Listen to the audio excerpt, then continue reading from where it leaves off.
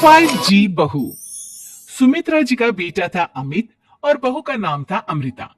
सुमित्रा जी की बहू की बातें सुनकर ऐसा लगता था कि जैसे वो बहुत इंटेलिजेंट है, क्योंकि उससे कभी भी कोई भी सवाल पूछो फट से जवाब दे देती थी।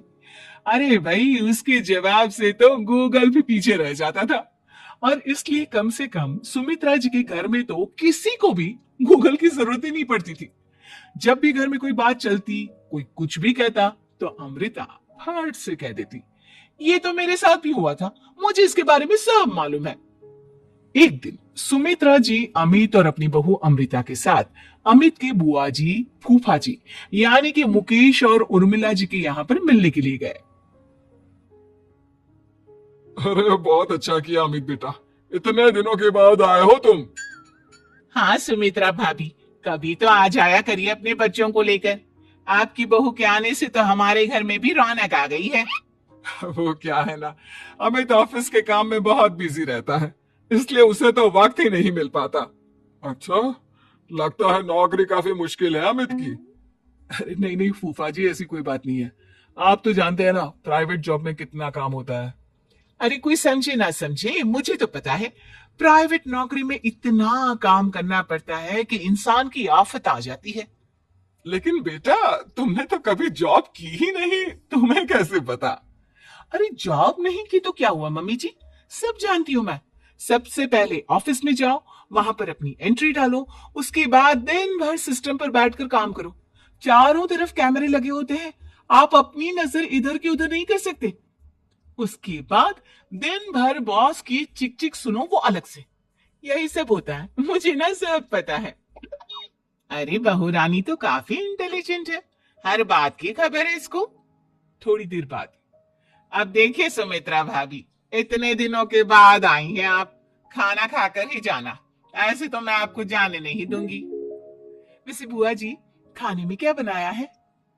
वो क्या है ना बेटा, आज तुम्हारी बुआ जी की तबीयत थोड़ी ठीक नहीं थी, इसलिए हमने सोचा कि जब तुम लोग यहाँ आ जाओगे तो बाहर से खाना मंगवा लेंगे और साथ में बैठकर खाएंगे। लेकिन बस प्रॉब्लम इतनी सी है कि मुझे बाहर से खाना ऑर्डर करना नहीं आता। सोचा जब अमित आएगा तो उसी को बोल दूंगी।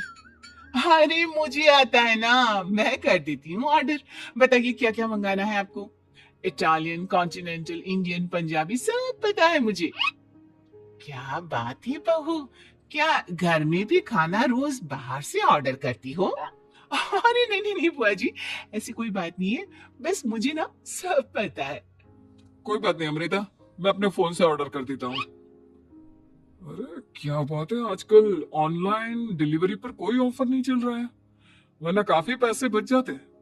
कैसी बात करते हैं अमित, मैं कह रही हूँ ना मुझे सब पता है। मुझे एक बहुत अच्छा ऑनलाइन डिलीवरी वाला मालूम है, जहां पर 50% ऑफ मिल जाएगा। और आज तो वैसे भी फ्राइडे है ना, फ्राइडे को तो उस पर 50-70% ऑफर मिलता ही मिलता है। अरे क्या बात है, इसके बारे में तो मुझे पता ही नहीं था। अरे बेटा, जिस चीज के बारे में किसी को पता नहीं होता, हमारी बहू को पता होता है। एक काम कर, तू उसी को ऑर्डर करने दे। क्या बात है अमृता बेटा, तुम तो बहुत इंटेलिजेंट हो, सब कुछ जानती हो। कुछ दिनों के बाद सुमित्रा जी की कुछ सहेलियां उनसे मिलने के लिए आती हैं। अरे सुमित्रा बहन कैसी हो, बहू कैसी है तुम्हारी? अरे पूछिए मत, बहुत इंटेलिजेंट है मेरी बहू, सब कुछ जानती है। क्या बात है, बहू के आने के बाद तो औरतें दुखी हो जाती है, लेकिन तुम तो बहुत खुश लग रही हो। वो क्या है ना, मेरी बहू है ही इतनी अच्छी। अरे तो बुलाओ ना, हमारे साथ बैठेगी, बातें करेंगी तो हमें भी अच्छा लगेगा। सुमित्रा जी अमृता को बाहर बुलाती हैं और उसके बाद सब लोग बातें करने लगते हैं। क्या बताऊं, कुछ दिनों से घुटनों में इतना दर्द हो रहा है कि चला भी नहीं जाता। अब बुढ़ापे में तो ये सब चलता ही रहता है, क्या कर सकते हैं। आंटी जी, आप योगा करिए, योगा और साथ में ना काले तिल खाया करिए, आपके घुटनों का दर्द भाग जाएगा। लेकिन तुमको ये सब कैसे पता बेटा? अरे मेरे भी घुटनों में दर्द होने लगा था।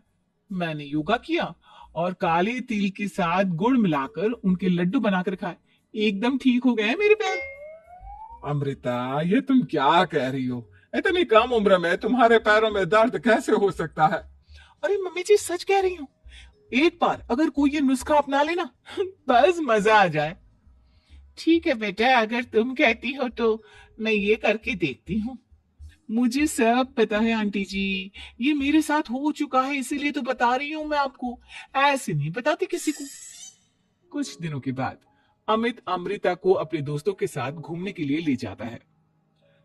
क्या यार, क्या जिंदगी हो गई है। सारा दिन ऑफिस का काम करते रहो, अपनी हेल्थ पर तो ध्यान ही नहीं दे सकते।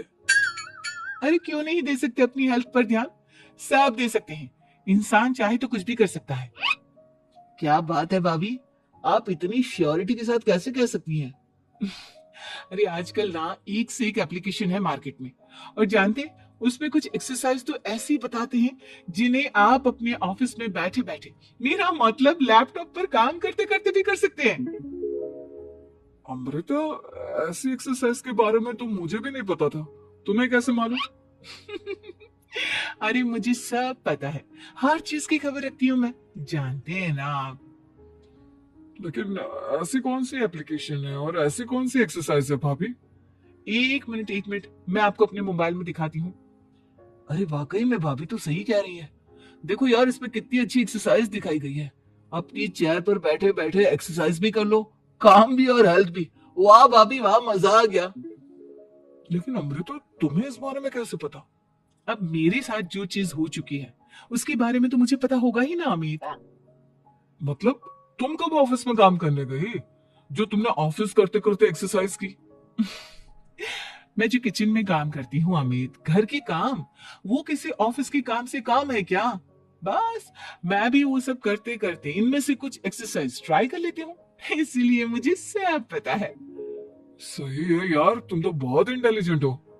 कुछ दिनों के बाद ये क्या है? एक दोस्त ने मेरे साथ एक मजाक किया है, लेकिन समझ में ही नहीं आ रहा।